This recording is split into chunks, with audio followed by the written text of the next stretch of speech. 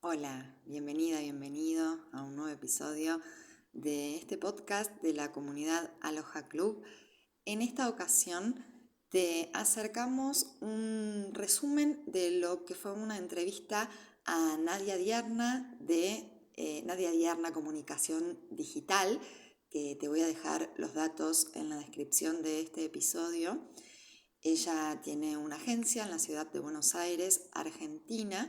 Trabaja con su equipo desde hace varios años y en esta ocasión fue una entrevista que le realicé de forma particular desde mi podcast, Melina Serra, Comunicación y Gestión de Alojamientos, que nos pareció con Nico, responsables de la dirección de esta comunidad, que es un contenido interesante, muy valioso y que vamos a retomar en alguna meeting o en alguna otra entrevista, porque sabemos que los dueños y administradores de alojamientos en general, cuando son emprendimientos pequeños, lo hacen de forma particular, lo hacen sin contratar servicios de profesionales, a lo que se denomina el marketing digital, que bueno, ahora vamos a ahondar un poco en qué es lo que comprende todo este concepto y que bueno, muchas veces se reduce a lo que es específicamente redes sociales.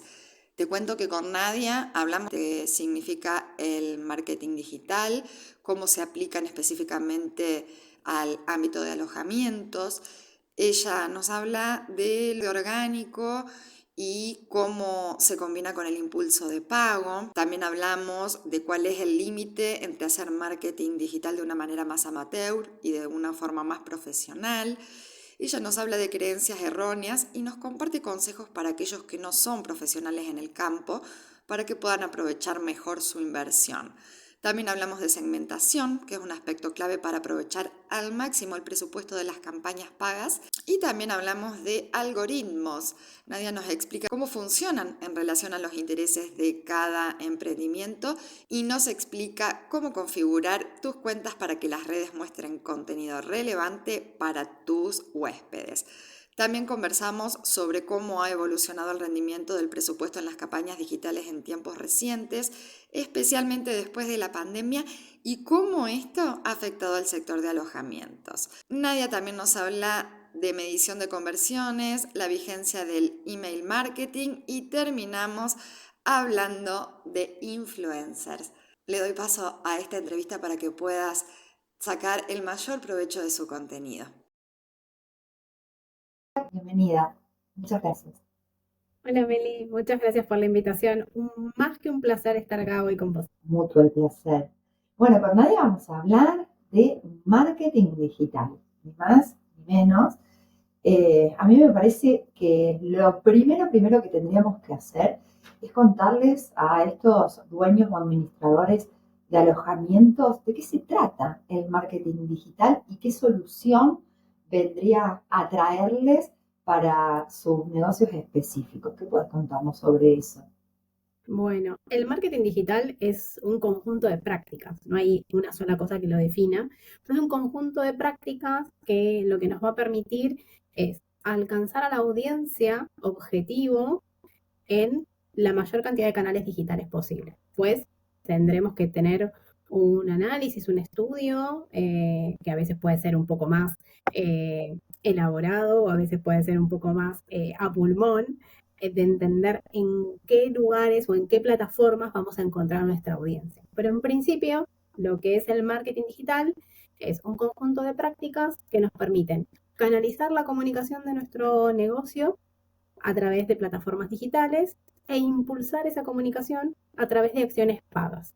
Y acá se combina la parte orgánica, que tiene que ver con contenidos, con comunicación pura y dura, que pueden ser las redes sociales, por ejemplo, puede ser la propia página web, y se combina con el impulso económico. Y esto no es ni más ni menos que campañas de publicidad. Entonces pueden ser campañas en Instagram y Facebook, que hoy lo conocemos como Meta, puede ser campañas en Google Ads, puede ser campañas, si mi público estuviese en TikTok, en diferentes plataformas donde yo pueda impulsar con presupuesto un contenido o varios contenidos para obtener un resultado clave. Y allí hay una clave. A ver, a ver. Muchas veces pensamos en que es mágico el hecho de prendo una campaña y tengo resultados. Y a veces el tipo de campaña que estoy prendiendo no se ajusta al objetivo que estoy persiguiendo.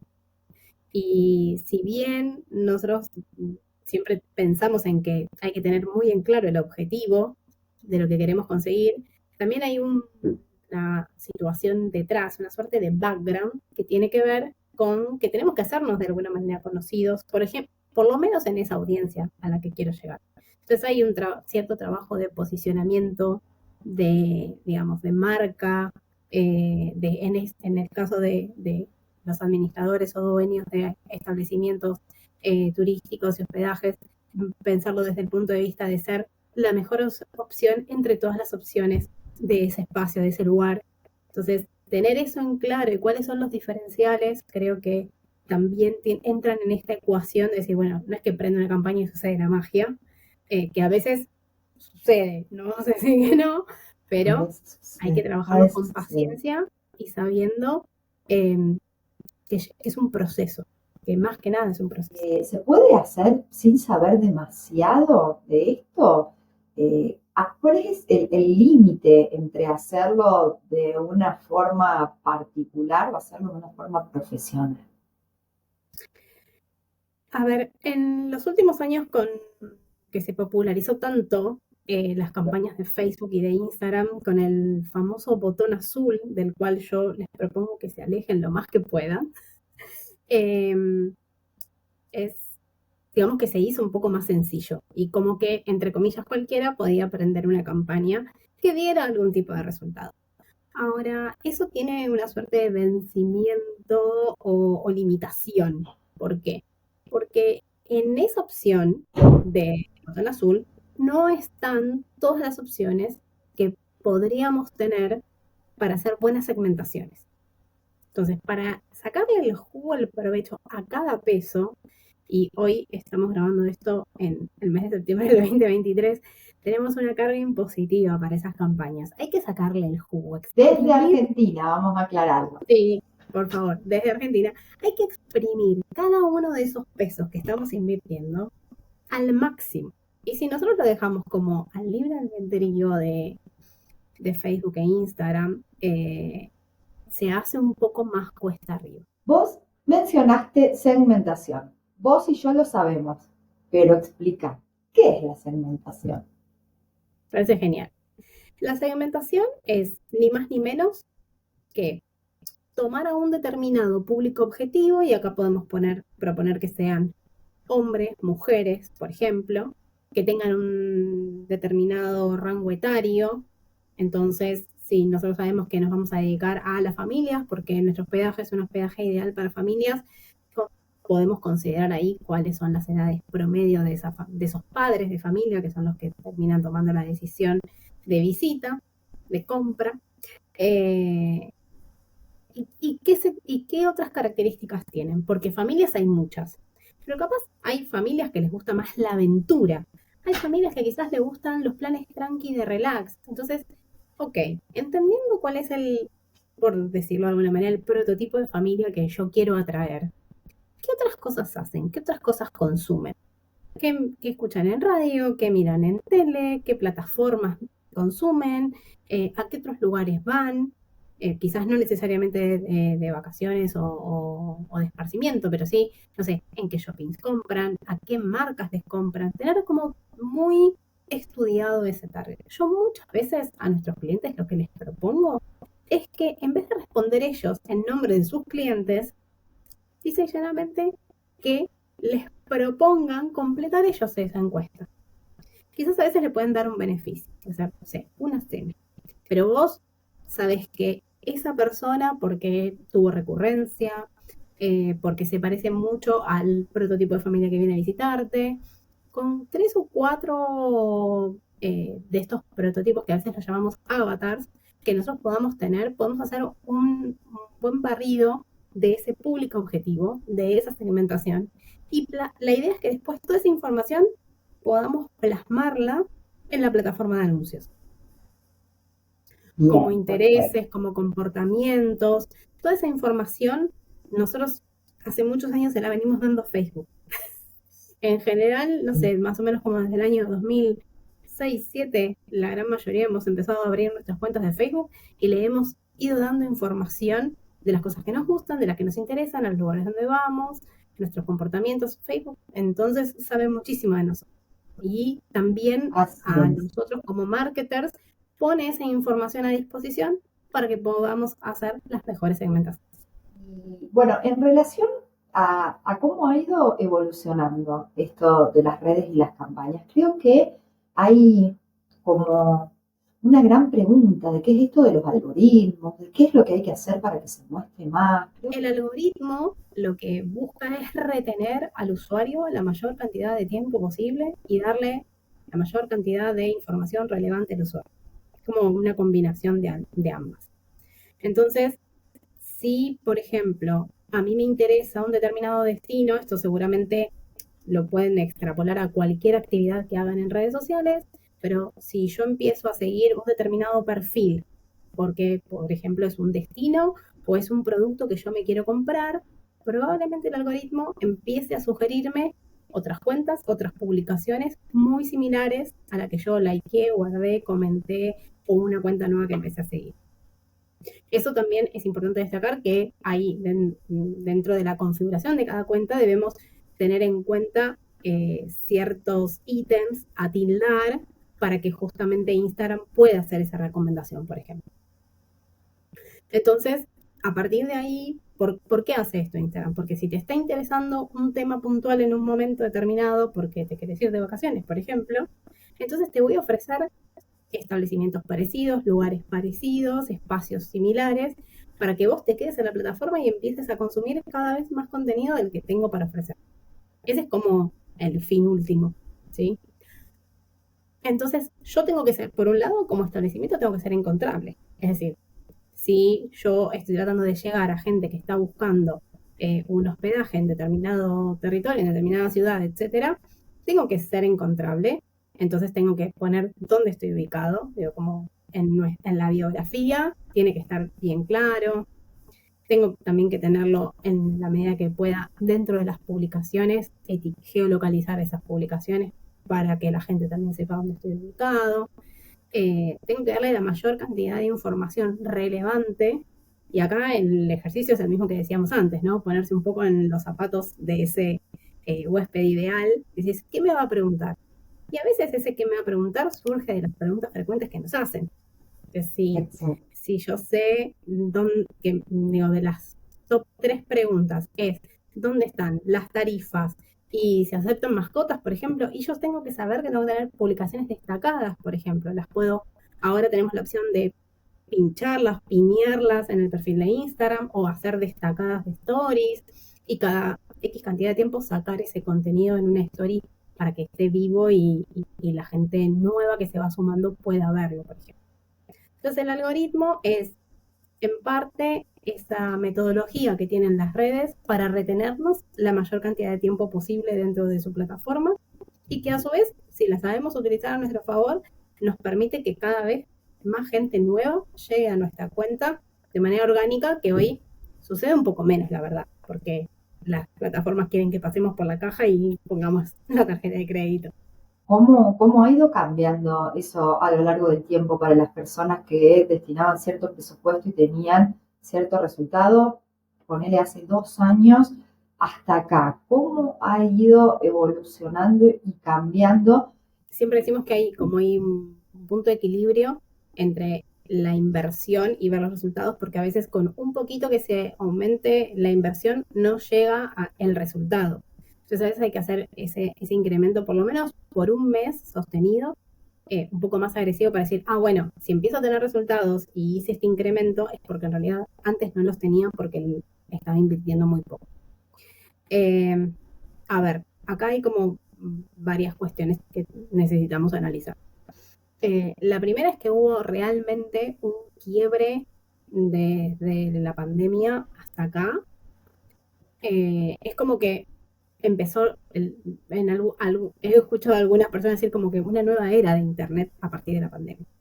había muchas empresas, muchos negocios, muchos establecimientos que quizás vivían más del boca a boca hasta el 2020 o tenían como una estructura de comunicación, de marketing muy chiquitita y que con eso estaban cubiertos.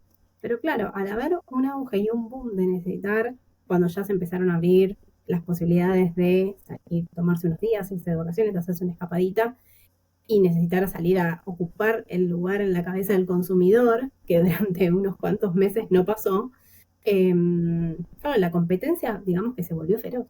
Entonces, si yo muchos establecimientos a la vez tratando de llegar al mismo público objetivo, es mucho más difícil que yo con el mismo presupuesto que tenía, por ejemplo, en diciembre de 2019, pueda llegar a la misma cantidad de personas.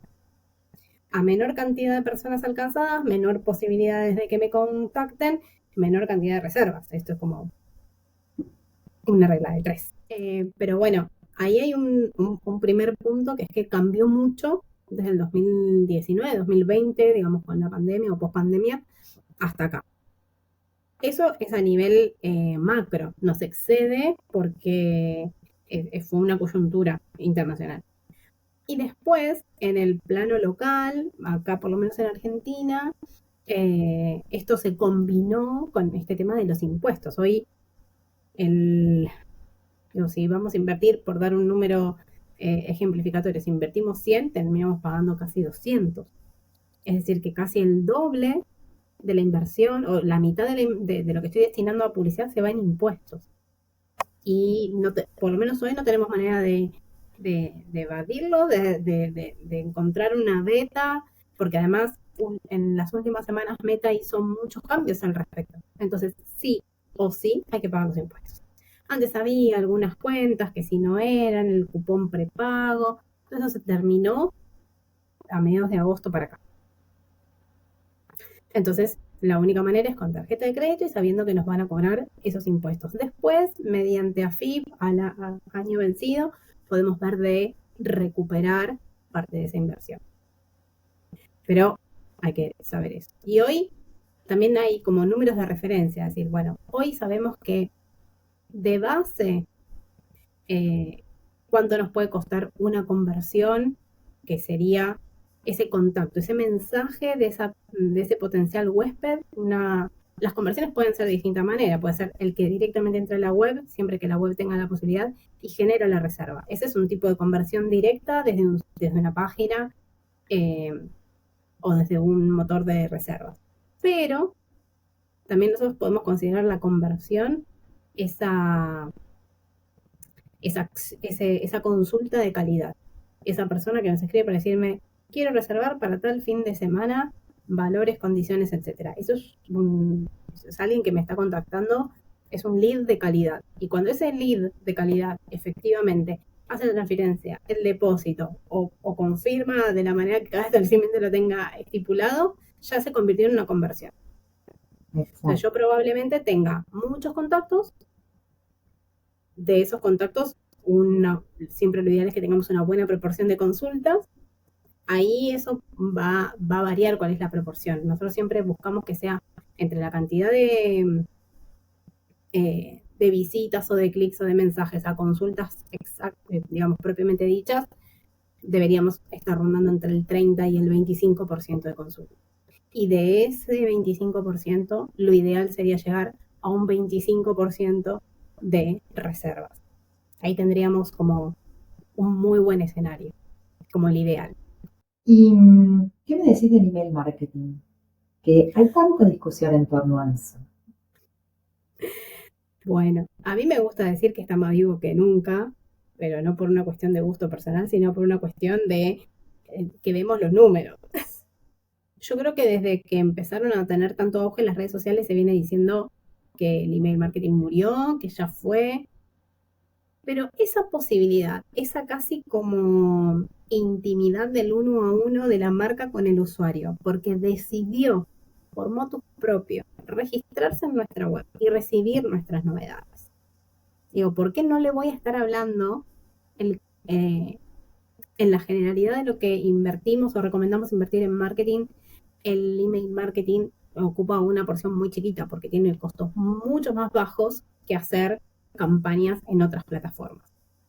Y alguien decidió, quizás porque nosotros hicimos campañas para que eso sucediera, pero alguien decidió dejar sus datos para que nosotros lo mantengamos al tanto de las novedades. Y acá también hay un poco cierta confusión porque siempre pensamos que cuando mandamos un newsletter, un email marketing, una comunicación uno a uno vía correo electrónico a los potenciales huéspedes, tenemos que poner una promoción. Y no necesariamente.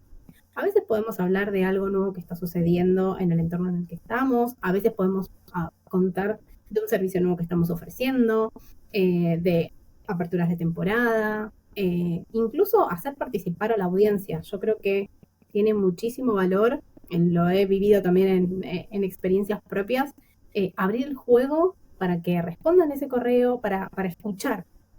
Cuando los usuarios se sienten escuchados y son tenidos en cuenta para la toma de decisiones, lo agradecen con la compra, digamos, ¿no? O sea, visitando el lugar, haciendo reservas, recomendando, y me parece que ahí hay algo que, por lo menos acá, nuestra cultura no lo tiene todavía tan explotado.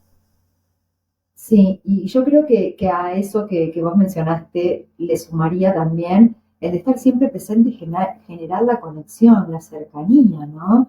Porque no siempre es el momento, pero cuando estás, de alguna manera te instalaste en la mente de la persona, al momento de considerar las opciones, sin duda que el que está presente siempre tiene puntos a favor, porque se mantiene en la mente del usuario, ¿no? Entonces, vamos a hablar de contenido ahora. Bueno, esta es una de las partes del marketing digital que a mí más me gusta. O sea, pensar ideas, cranear ideas, buscar maneras distintas de decir lo mismo. Como a mí me parece que es casi como un arte. Porque si nos ponemos muy técnicos y digo, hospedajes que estén en las mismas zonas, si no, todos tendrían que decir lo mismo. Entonces creo que acá un poco el apelar a la creatividad, a un punto de vista diferente, el famoso que ahora está tan de moda POV, que es Point of View, creo que acá radica esto que vos mencionabas, ¿no? Un diferencial importante, una llave para llegarle a ese público al que realmente le queremos llegar. Ya sea desde...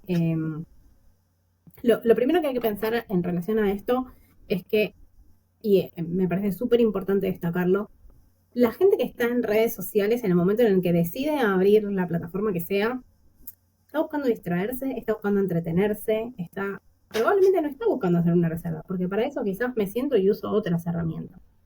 Pero sí, si yo lo estoy entreteniendo y en el medio de ese ratito de distracción que le estoy ofreciendo, le estoy mostrando un espacio agradable, un lugar ameno para pasar, ya sea un fin de semana, unas vacaciones, etcétera. Como que ahí eso llama la atención, eso captura al usuario. Dice, mira, ¿qué pasó? ¿Cómo puede ser que estaba viendo este video tan lindo y de pronto estoy con ganas de irme ahí? También, digo, cuando en este rubro muy particular, que es como hospedaje, turismo y demás, es relax y es placer y son cosas lindas. Y a veces con otro tipo de proyectos es un poco más complejo a veces lograr ese atractivo. Pero acá, en líneas generales, tenemos lindos paisajes, tenemos lugares confortables, tenemos comida rica. Nos conecta mucho con el placer, con el disfrute. Poder mostrar eso con un punto de vista diferente, fresco, innovador, y ahí después ya hay esto que decíamos antes, ¿no? Como este arte de decir, bueno, cómo lo edito, cómo lo muestro, cómo lo musicalizo, cómo lo vinculo con esto que está tan de moda, que no es necesariamente tengo que hacer un meme, pero lo puedo vincular con algo que esté pasando, que esté sucediendo, que esté circulando socialmente. Y eso ayuda a entretener, a que además se comparta. Otra característica que el contenido debería tener es ser compartible. Es decir, si yo veo algo y se lo mandé a mi marido, a mis amigas, a mi familia, ya estoy generando ahí como la onda expansiva de ese contenido. Entonces, como más allá de, porque hay una frase que a mí me encanta, que es que los likes no pagan las cuentas. Exacto. No nos tenemos que cegar con decir, bueno, este contenido tuvo poquitos likes. Veamos el resto de las métricas. Veamos cuántos compartidos tuvo, veamos cuántos comentarios tuvo, cuánta gente se lo guardó. Yo soy una enferma de guardarme cosas. Y vuelvo a ellas, vuelvo muchas veces. Tengo mi lista de ideas de decoración de casa, tengo ideas de destinos. Entonces, siempre estoy volviendo. Y cuando ya quizás se concreta la posibilidad de una vacación, de una escapadita, también abro una subcarpeta con ese destino y empiezo a guardarme cosas vinculadas al destino puntual. Entonces digo, a veces no necesito estar todo el tiempo mostrando lo que yo tengo para ofrecer en mi establecimiento, pero sí qué está pasando alrededor, cómo más, qué de lo que hay en mi entorno me ayuda a capturar la atención. Entonces, no sé, hoy está de moda las tomas aéreas con drones. Quizás no tengo un dron, pero quizás puedo contratar a alguien que me haga unas tomas aéreas con un dron. Porque hoy eso cautiva, me muestra profesional, me sirve como para después hacer distintos editados. Entonces yo recomendaría tener ese tipo de tomas, por ejemplo. Tener fotos lindas, fotos del lugar que esté acondicionado, con gente usando las instalaciones, porque a veces yo veo un lugar y está vacío, digo, pero no me puedo imaginar, no sé, qué tamaño tiene la cabaña si no hay una persona como de referencia, ¿no? Por decir algo. O una pileta, si no hay alguien dentro, como que también me genera confusión. Digo, ¿qué tamaño tiene la pileta? Si va mucha gente, esto después no sé, es una olla de sopa o puedo darme un baño y refrescarme. Como esos distintos puntos que a veces nos pasan en la vorágine de pensar en tantas cosas, se nos pasa, pero para mí es súper importante y como potencial huésped es algo que voy a ir a mirar y voy a ir a buscar. Lo mismo decir que te contamos con Spa que haya una persona tomando un masaje y haya una masajista, digo, es como que a uno inmediatamente quiere ser a esa persona que ahí. Sucede eso, Entonces, sucede eso. sí, hay que buscar generar esa conexión emocional, por esto que decíamos antes, porque estamos en un rubro en el cual es mucho más factible y mucho más fácil conseguir eso, pero soy una partidaria de que hay que buscar eso seguro. Bueno, como para finalizar, me gustaría que cerremos un poco este asunto hablando un poco de lo que son los influencers. ¿Qué oportunidades nos trae esta figura y para qué casos podrían aplicar mejor? Hablemos de influencers. Hablemos de influencers. Como la versión de la definición, los influencers son personas que tienen su propia comunidad en base a algún interés. Es decir, nosotros hoy cada vez hay más nichos de nichos. Digo, hay influencers que se dedican a probar alfajores únicamente. Y no hablan de otra cosa que no sean de alfajores. Y uno pensaría a priori que, bueno, se agota en 3, 2, 1. Y no, hace años que vienen generando contenido en relación a eso. Y eso no deja de ser un nicho. Entonces, ahí nos vamos a encontrar con un abanico y un universo muy grande. Vamos a tener como influencers a las celebrities, porque llegaron a las redes sociales, mucha gente ya las conoce, las empezaron a seguir, tienen millones de seguidores. Pero también tienen la capacidad de vender de todo. Un día venden un destino turístico y otro día pueden vender un paquete de fideos. Es así. O sea, no hay una especialidad. Probablemente sea un tipo de perfil que nos va a requerir una reserva y una billetera importante, ¿sí? Una inversión de dinero importante.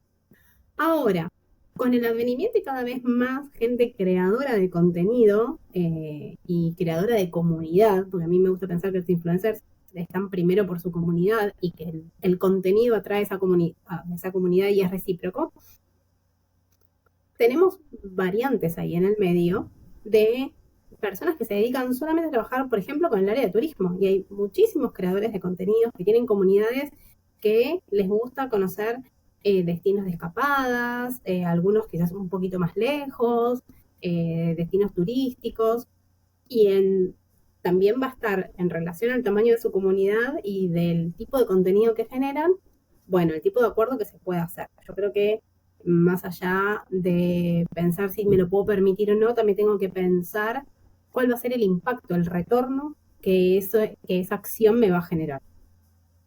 Ahí hay un momento cuando hacemos algún tipo de negociación con los influencers en el cual les tenemos que pedir métricas, tenemos que saber cómo rinde su comunidad, cómo rinde su contenido, porque si no es tirarnos al vacío sin red. Y puede suceder que después el resultado no se dé, pero sí tenemos que tener por lo menos argumentos por los cuales defender nuestra decisión de hacer esa acción.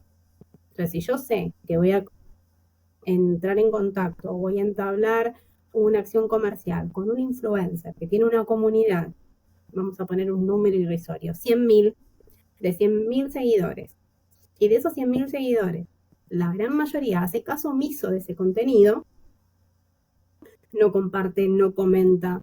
Ya dijimos que el like es el menos valorado de todas las acciones, pero vamos a imaginar que tampoco likea, no hace clic en los enlaces. Están pasando de todo lo que me pueda llegar a dar ese influencer. No es una buena acción.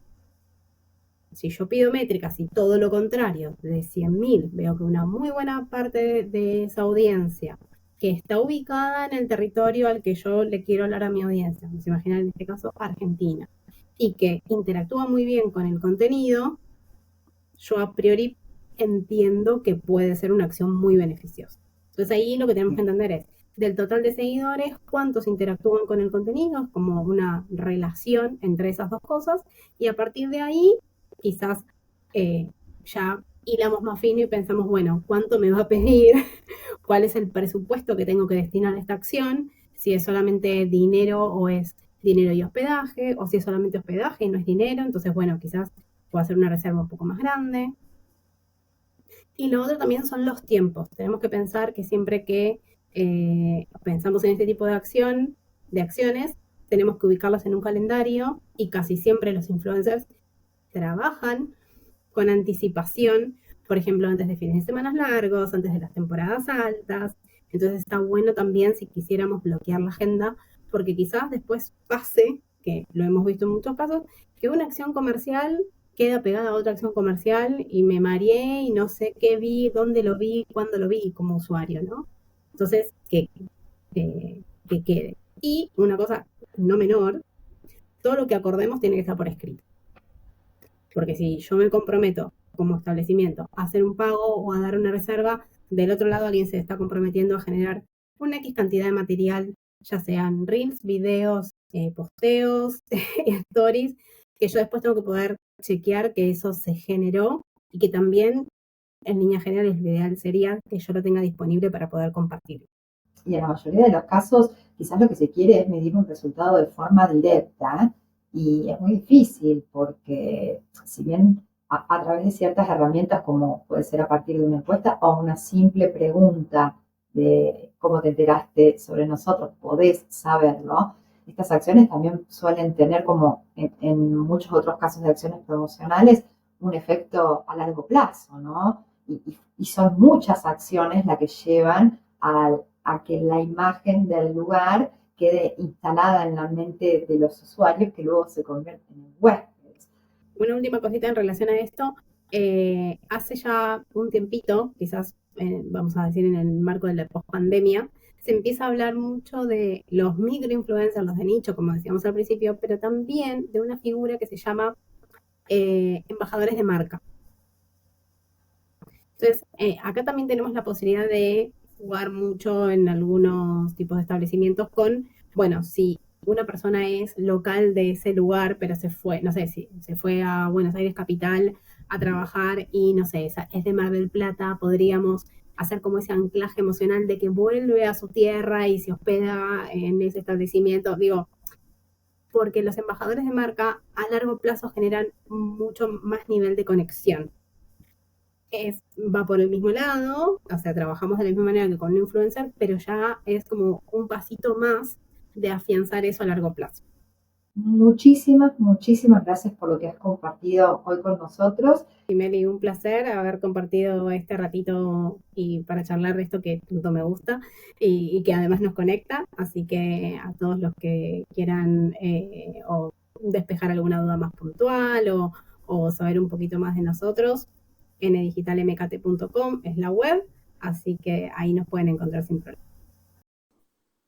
Y llegamos al final de esta entrevista. Espero que te haya sido de mucha utilidad todo este contenido. Continuaremos ahondando en esta temática. Si quieres estar enterado de cuando subimos nuevo contenido, podés seguirnos, suscribirte a nuestro canal y siempre estamos atentos a las nuevas interacciones. Si querés ser parte de esta comunidad, podés unirte desde el enlace que está en la descripción de este episodio y allí pasarás a ser parte del grupo de Telegram donde podrás compartir inquietudes, preguntas, ser partícipe de algunas cuestiones que se hablan dentro de nuestra comunidad y así podrás recibir también diferente contenido de valor que seguramente podrás utilizar, aplicar y optimizar en las tareas diarias de tu alojamiento. Gracias por quedarte hasta el final. Hasta el próximo episodio.